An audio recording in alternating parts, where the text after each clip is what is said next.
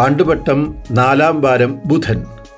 തിരുവചനം: അവൻ്റെ വാക്ക് കേട്ട പലരും ആശ്ചര്യപ്പെട്ടു പറഞ്ഞു, ഇവന് ഇതെല്ലാം എവിടെ നിന്ന്?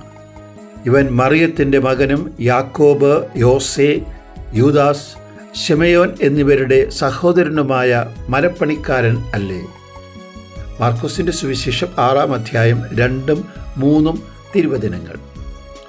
വിജയം വരിച്ച് നാട്ടിൽ എത്തുന്നവരെ നാം ആദരിക്കാറുണ്ട്, പൊന്നാട അണിയിച്ച് സ്വീകരിക്കാറുമുണ്ട്.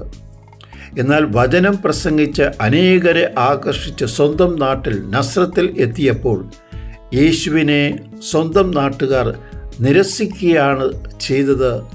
തള്ളിപ്പറയുകയാണ്, ഇവനൊരു മരപ്പണിക്കാരൻ അല്ലേ?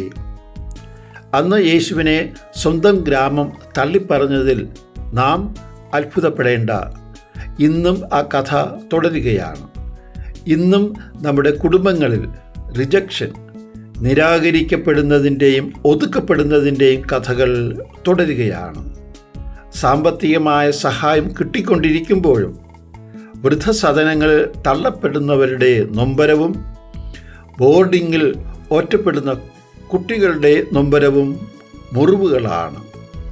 യേശു ആഗ്രഹിക്കുന്നതും ആവശ്യപ്പെടുന്നതും ലൂക്കായുടെ സുവിശേഷം 23:28.